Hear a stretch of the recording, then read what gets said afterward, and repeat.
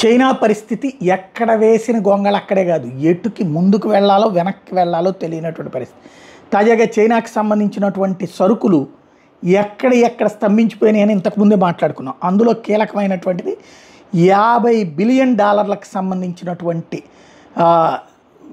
ఏది US treasury బాండ్స్ని, అట్లాగే limited further purchase of డాలర్స్కి సంబంధించినటువంటి అంశాన్ని ఇప్పుడు సీరియస్గా తీసుకుంటామని ప్రకటిస్తోంది చైనా.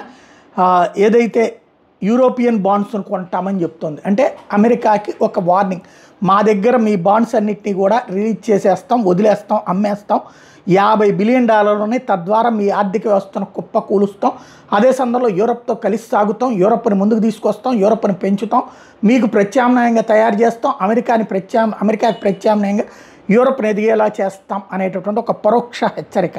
మరి అమెరికా దీన్ని ఎలా ట్రీట్ చేస్తుంది, ఏ విధంగా చూస్తుంది అనేటటువంటిది చూడాల్సి ఉంది.